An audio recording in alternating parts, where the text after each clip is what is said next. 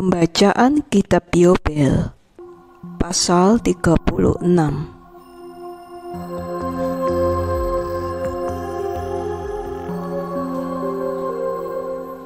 Dan dalam tahun ke-6 dari minggu ini, Ishak memanggil kedua putranya, Esau dan Yakub, dan mereka datang kepadanya.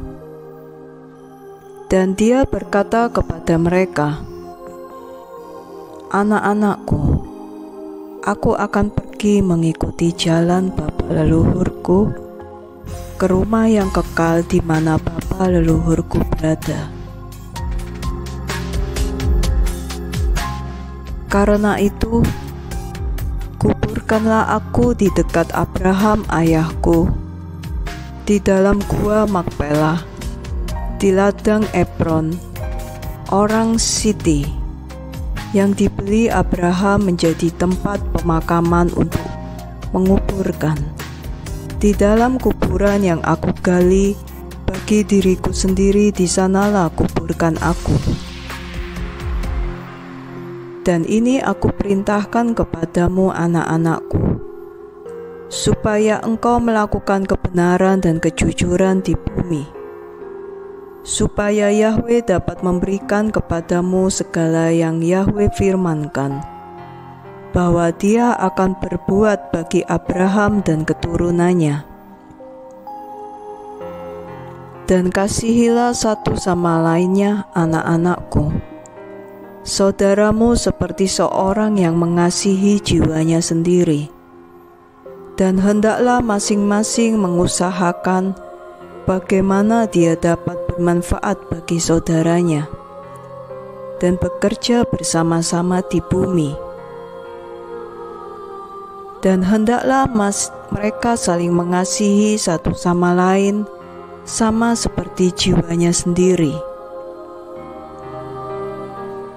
Dan mengenai hal ilah-ilah, aku perintahkan dan nasihatkan engkau untuk membuang mereka dan membencinya, dan jangan mengasihi mereka,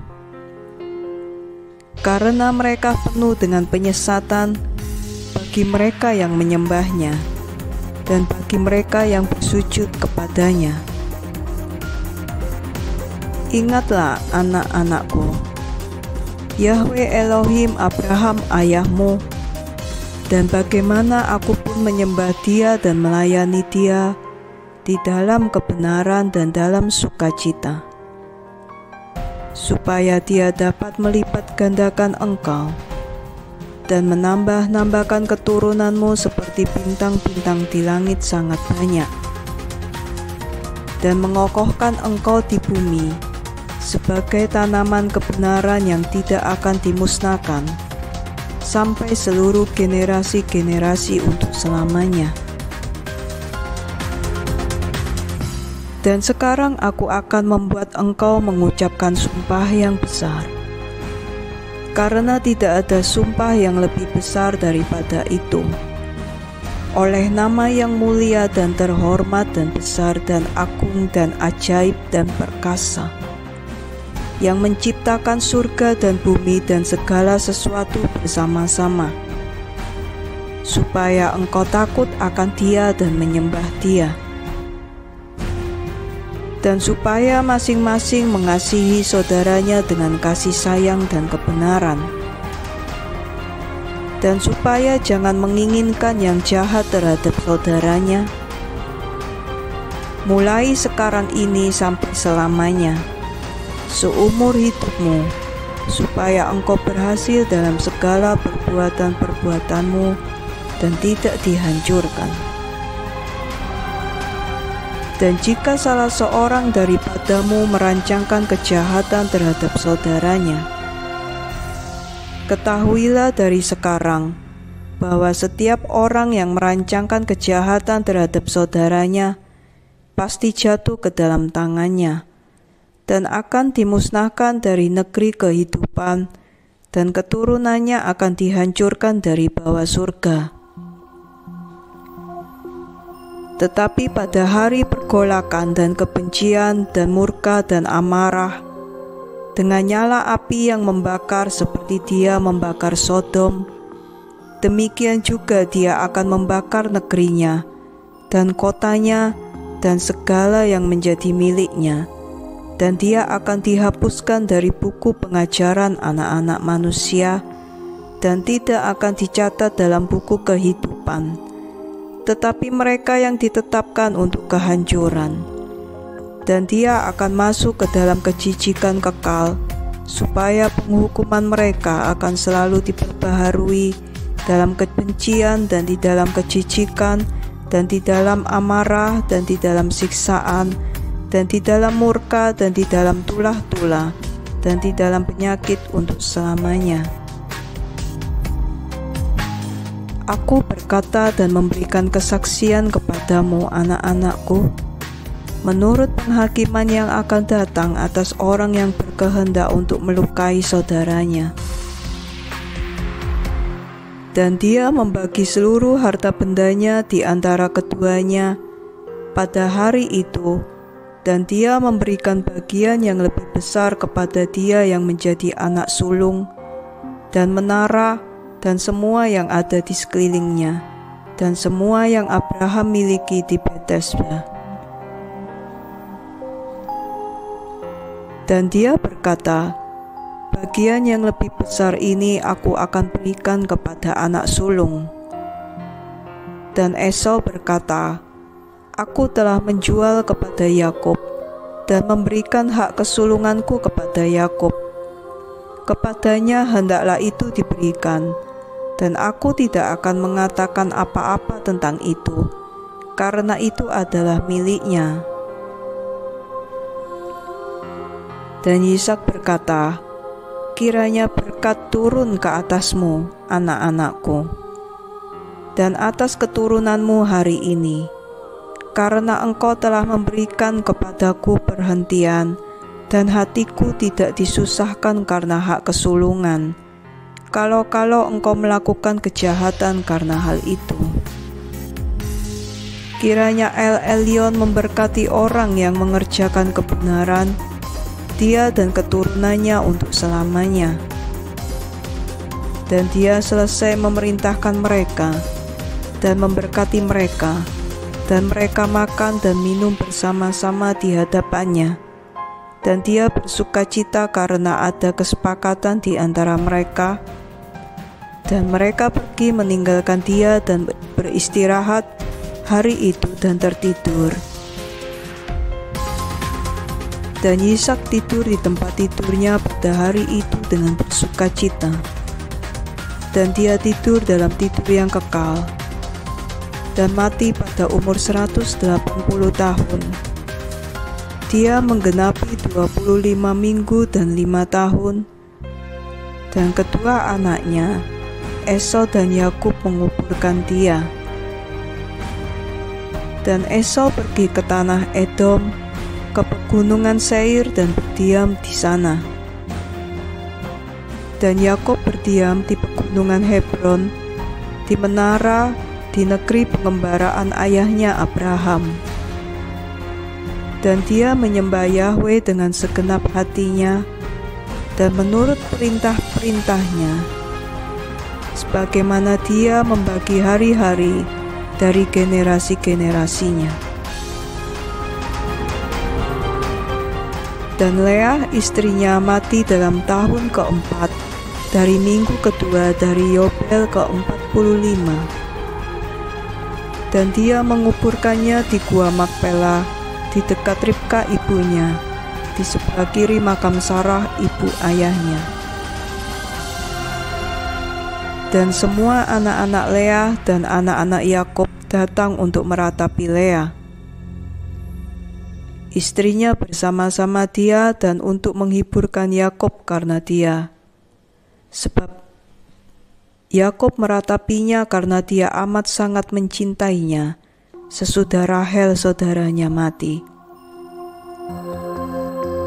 Karena dia sempurna dan benar dalam segala jalan-jalannya dan menghormati Yakub, dan seumur hidupnya bersamanya. Dia tidak pernah mendengar dari mulutnya perkataan yang kasar, karena dia itu lembut dan pendamai, dan jujur dan terhormat. Dan dia mengingat semua perbuatan-perbuatannya yang dia lakukan semasa hidupnya. Dan dia meratapinya dengan sangat, karena dia mencintainya dengan segenap hatinya dan dengan segenap jiwanya. Pasal 37. Esau dan anak-anaknya berperang melawan Yakub.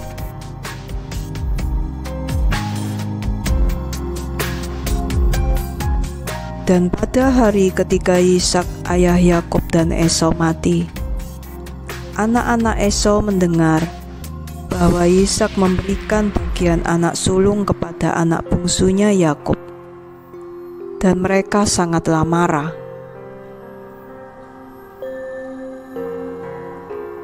Dan mereka berselisih dengan ayahnya dan berkata,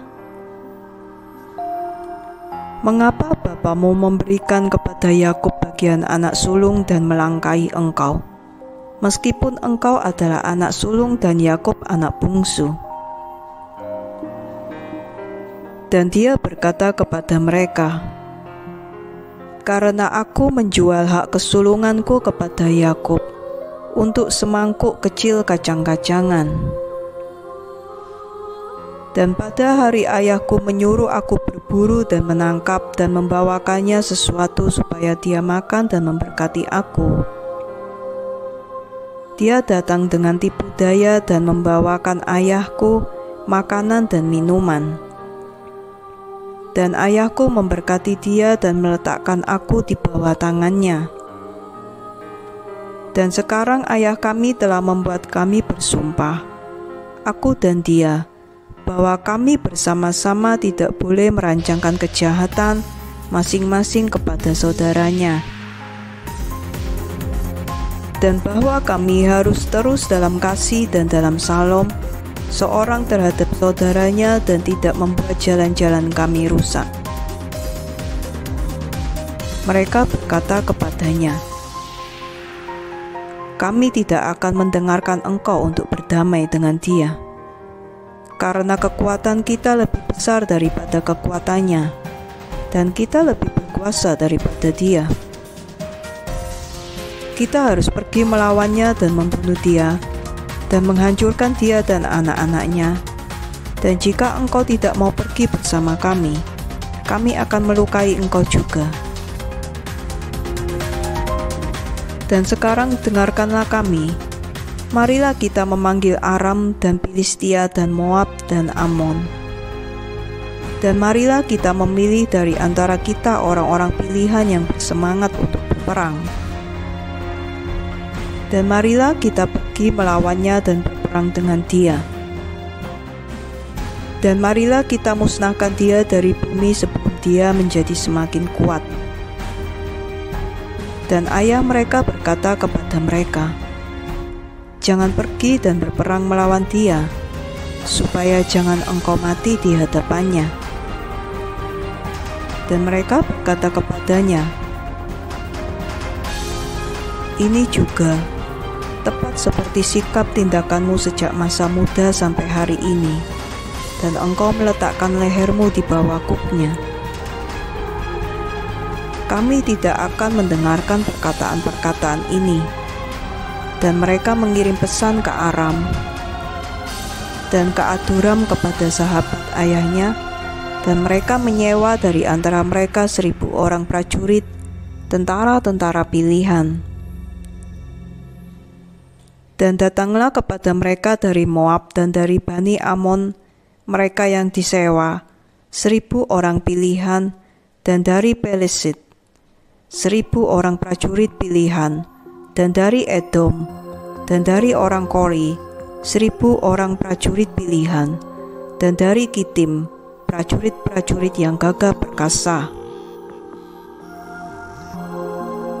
Dan mereka berkata kepada ayah mereka, "Pergilah bersama mereka dan pimpinlah mereka, jika tidak kami akan membunuhmu." Dan dia dipenuhi amarah dan murka, karena melihat anak-anaknya memaksa dia pergi di depan mereka untuk memimpin mereka melawan Yakub saudaranya. Tetapi kemudian dia ingat semua kejahatan yang tersembunyi dalam hatinya terhadap Yakub saudaranya, dan dia tidak mengingat sumpah yang telah dia sumpahkan kepada ayahnya dan kepada ibunya, bahwa dia tidak akan merancangkan kejahatan seumur hidupnya terhadap Yakub saudaranya. Dan meskipun semuanya ini, Yakub tidak tahu bahwa mereka mendatanginya untuk berperang, dan dia meratapi Lea istrinya, sampai mereka mendekat sangat dekat ke menara dengan 4.000 pejuang dan prajurit pilihan.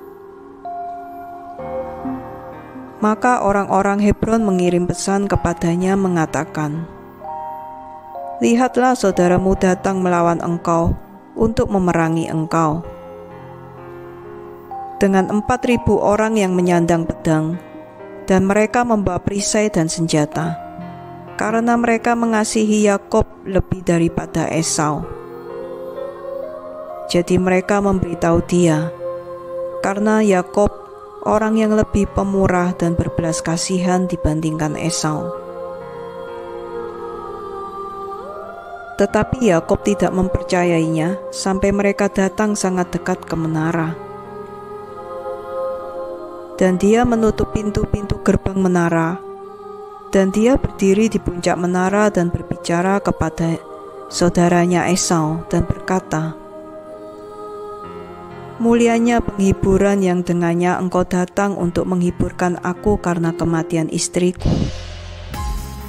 Inikah sumpah yang engkau sumpahkan kepada ayahmu dan lagi kepada ibumu sebelum mereka mati?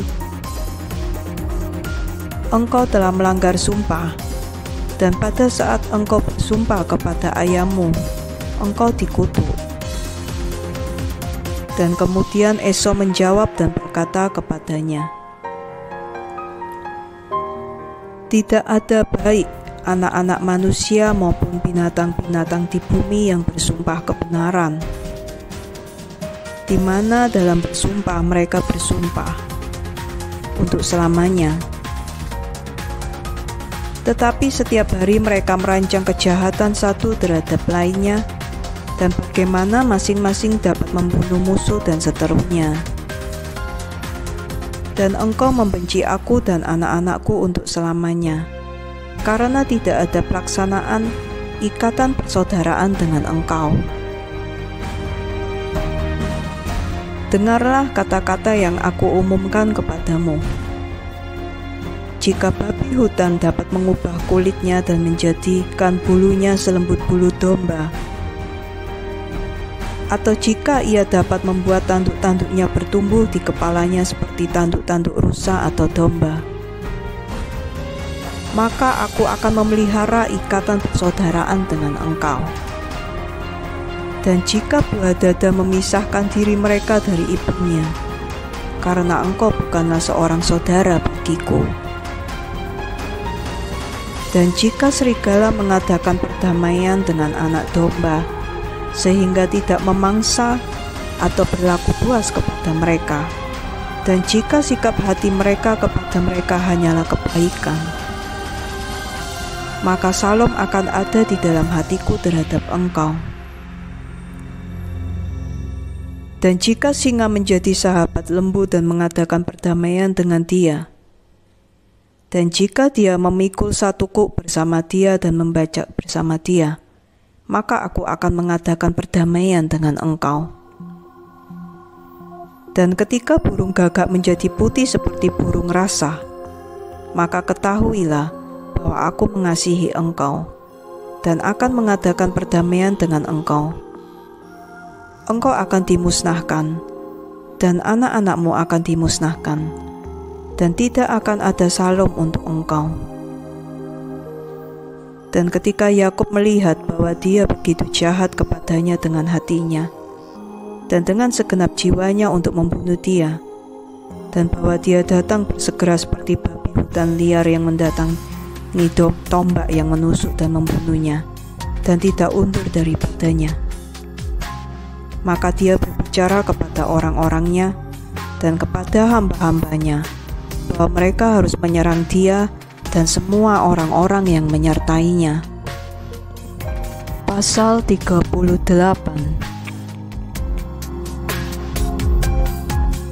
Perang antara Yakub dan Esau di menara Hebron. Kematian Esau dan kehancuran pasukannya.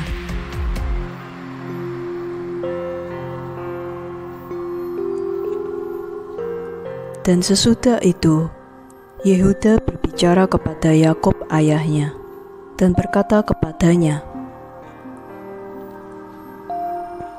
"Lenturkanlah busurmu bapa, dan lepaskanlah anak-anak panahmu, dan campakkanlah seteru dan bunuhlah musuh.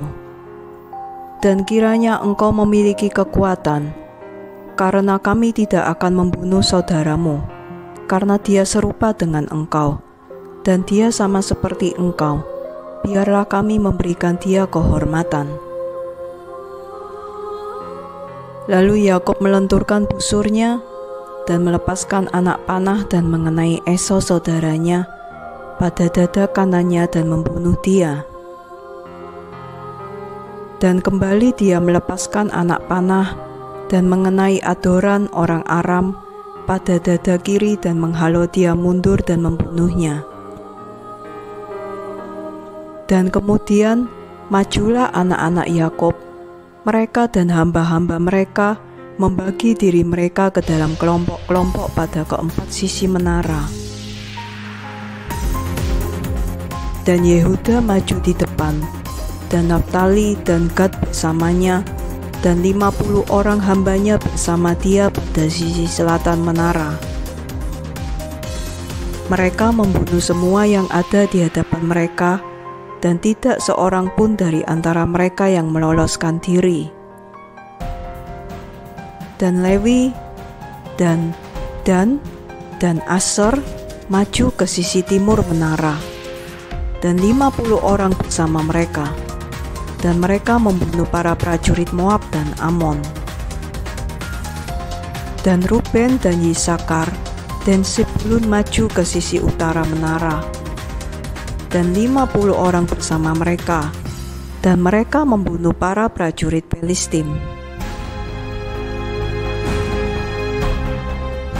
Dan Simon dan Benyamin dan Hanok, anak Ruben, maju ke sisi barat menara, dan 50 orang bersama mereka, dan mereka membunuh dari antara Edom dan orang Kori 400 laki-laki, para pejuang yang gagah perkasa, dan 600 lainnya melarikan diri, dan 4 orang anak-anak Esau melarikan diri bersama mereka, dan meninggalkan ayah mereka terbaring mati, sebab dia gugur di bukit yang di Aduram.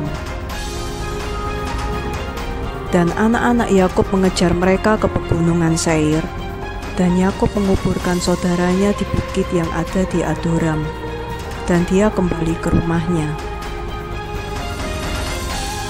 Dan anak-anak Yakub menindas keras anak-anak Esau di pegunungan Seir, dan menundukkan leher mereka, sehingga mereka menjadi hamba-hamba anak-anak Yakub. Dan mereka mengirim pesan kepada ayah mereka untuk menanyakan apakah mereka harus mengadakan perdamaian dengan mereka atau membunuhnya. Maka Yakub mengirim pesan kepada anak-anaknya bahwa mereka harus mengadakan perdamaian. Dan mereka mengadakan perdamaian dengan mereka dan meletakkan kuk berhambaan atas mereka, sehingga mereka membayar upeti kepada Yakub dan anak-anaknya senantiasa. Dan mereka terus membayar upeti kepada Yakub sampai hari ketika dia turun ke Mesir. Dan anak-anak Edom belum dapat melepaskan diri dari kuk perhambaan yang 12 anak-anak Yakub berlakukan atas mereka sampai hari ini.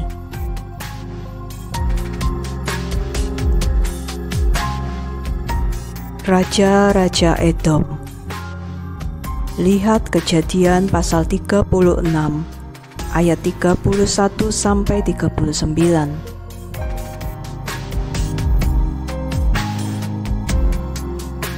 Dan inilah raja-raja yang memerintah di Edom, sebelum di sana memerintah raja manapun atas Bani Israel, sampai hari ini di tanah Edom.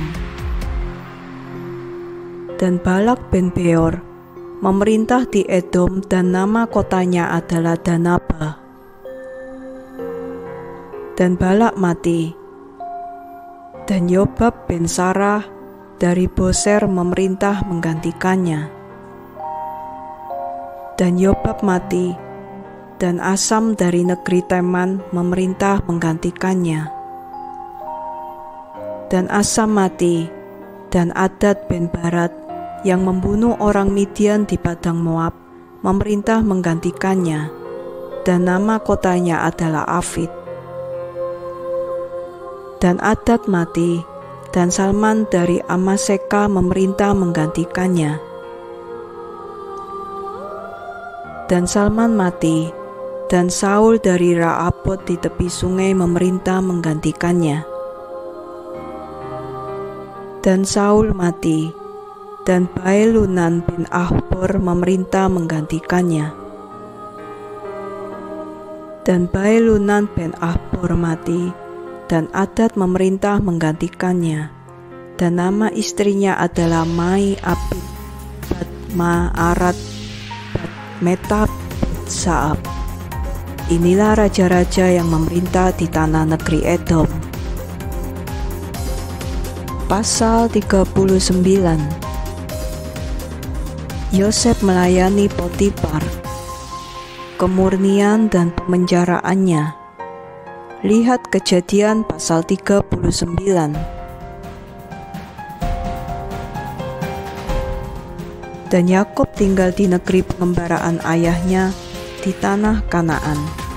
Inilah generasi-generasi Yakub.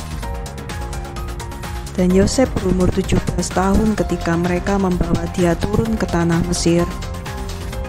Dan Potifar, seorang sida-sida Fir'aun kepala juru masak, membeli dia. Dan dia menempatkan Yosef atas seisi rumahnya, dan berkat Yahweh datang ke atas rumah orang Mesir itu karena Yosef. Dan Yahweh membuat dia berhasil dalam segala yang dia perbuat. Dan orang Mesir itu menyerahkan segala sesuatu ke dalam tangan Yosef, karena dia melihat bahwa Yahweh menyertainya, dan bahwa Yahweh membuat dia berhasil dalam segala yang dia perbuat. Dan penampilan Yosef sangat elok, dan sangat tampan wajahnya. Dan istri tuannya mengangkat matanya dan memandang Yosef, dan dia mencintainya dan memohon kepada dia untuk tidur bersamanya. Tetapi dia tidak menyerahkan jiwanya, dan dia mengingat Yahweh dan kata-kata yang Yakub ayahnya biasa membacakannya dari antara perkataan-perkataan Abraham, bahwa seseorang tidak boleh melakukan percabulan dengan perempuan yang memiliki suami, bahwa bagi dia hukuman mati telah ditetapkan di surga di hadapan El Elyon, dan dosa akan dicatat mengenai dia di dalam kitab-kitab kekekalan senantiasa di hadapan Yahweh. Dan Yosef mengingat kata-kata ini dan menolak untuk tidur dengan dia. Dan dia memohon kepadanya selama 1 tahun, tetapi dia menolak dan tidak mau mendengarkan. Tetapi perempuan itu memeluknya dari belakang dan memegang dia kuat-kuat di dalam rumah dengan maksud memaksa dia tidur bersamanya, dan menutup pintu-pintu rumah dan memegang dia kuat-kuat. Tetapi dia meninggalkan pakaiannya di tangannya dan mendobrak pintu dan melarikan diri dari hadapannya. Dan perempuan itu melihat bahwa dia tidak mau tidur bersamanya, dan dia memfitnahnya di hadapan tuannya. Katanya, "Hamba Ibranimu yang engkau kasihi berusaha memaksa aku supaya dia dapat tidur bersamaku. Dan terjadilah ketika aku berteriak, dia melarikan diri dan meninggalkan pakaiannya di tanganku ketika aku memegang dia, dan dia mendobrak pintu. Dan orang Mesir itu melihat pakaian Yosef dan pintu yang rusak, dan mendengarkan kata-kata istrinya, dan melemparkan Yosef ke dalam penjara, ke tempat di mana para tawanan yang dipenjarakan raja ditahan. Dan dia ada di dalam penjara itu, namun Yahweh membuat Yosef disukai di mata kepala penjaga penjara dan belas kasihan di hadapannya, karena dia melihat bahwa Yahweh menyertainya dan bahwa Yahweh membuat semua yang dia perbuat berhasil. Dan dia menyerahkan segala sesuatu ke dalam tangannya, dan kepala penjaga penjara tidak mencampuri urusan Yosef, karena Yosef melakukan segalanya dan Yosef menyempurnakan itu.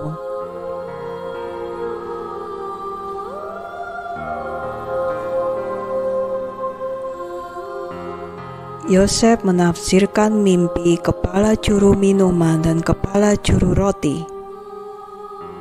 Lihat Kejadian pasal 40.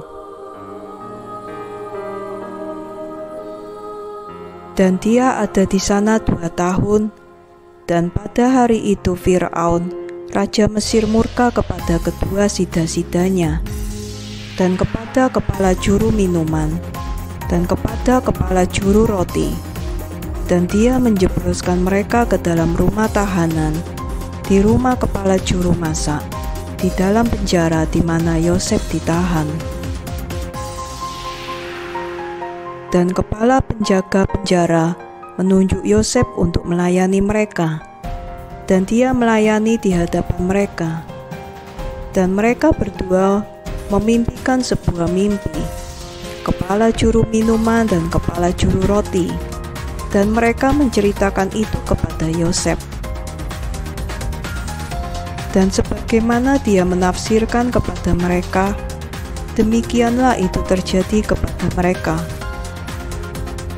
Dan Fir'aun mengembalikan kepala juru minuman kepada kedudukannya, dan kepala juru roti dia bunuh, seperti yang Yosef tafsirkan kepada mereka. Tapi kepala juru minuman melupakan Yosef di dalam penjara, meskipun dia telah memberitahukan kepadanya apa yang akan terjadi kepadanya, dan tidak mengingat untuk memberitahu Fir'aun bagaimana Yosef telah memberitahu dia, karena dia lupa. Pasal 40. Mimpi Fir'aun dan tafsirannya. Yosef ditinggikan dan menikah. Lihat Kejadian pasal 41.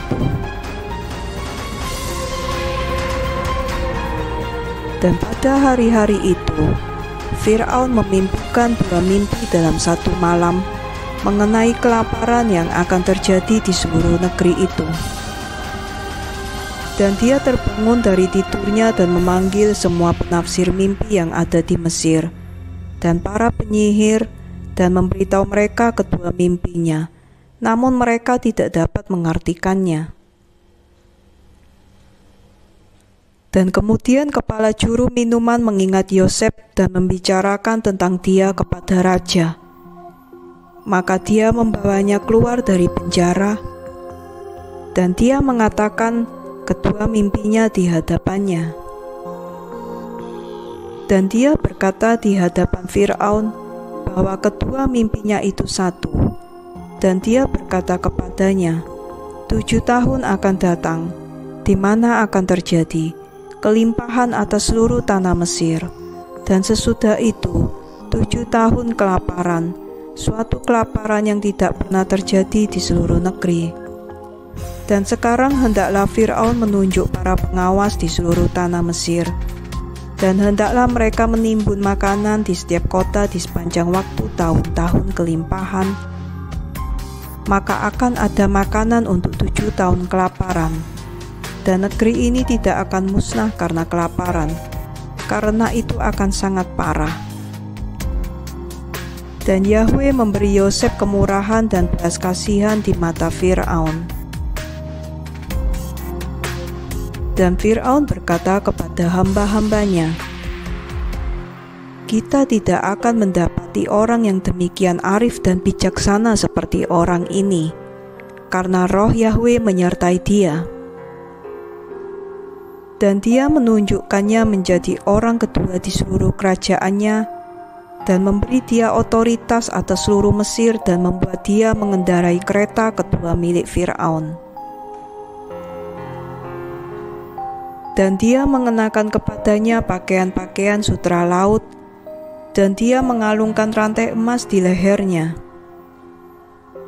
Dan seseorang pembawa kabar berseru di hadapannya, El wa Abirer, dan mengenakan cincin di tangannya, dan menjadikan dia penguasa atas seluruh rumahnya, dan mengagungkan dia, dan berkata kepadanya, hanya di atas tahta aku lebih besar daripadamu. Dan Yosef memerintah atas seluruh tanah Mesir, dan seluruh bangsawan-bangsawan Fir'aun, dan seluruh hamba-hambanya, dan semua orang yang menjalankan urusan raja mengasihi dia, karena dia berjalan dalam kebenaran, karena dia tidak membanggakan diri dan sombong, dan dia tidak memandang orang dan tidak menerima suap, namun dia menghakimi dalam kebenaran semua orang-orang negeri itu. Dan tanah Mesir ada dalam salom di hadapan Fir'aun karena Yosef, karena Yahweh menyertai dia dan memberikan dia kemurahan dan belas kasihan bagi seluruh generasi-generasinya di hadapan semua orang yang mengenal dia dan mereka yang mendengar tentang dia. Dan kerajaan Fir'aun diatur dengan baik, dan tidak ada satan dan tidak ada orang jahat di dalamnya. Dan raja menyebut nama Yosef Sepnipans, dan memberikan kepada Yosef untuk menjadi istri anak perempuan Potifar, anak perempuan Imam Heliopolis, kepala juru masak. Dan pada hari ketika Yosef berdiri di hadapan Fir'aun, dia berumur 30 tahun. Dan dalam tahun itu Ishak mati, dan terjadilah sebagaimana Yosef katakan dalam tafsir kedua mimpinya. Menurut apa yang dia katakan, terjadilah 7 tahun kelimpahan di seluruh tanah Mesir, dan tanah Mesir menghasilkan berlimpah-limpah.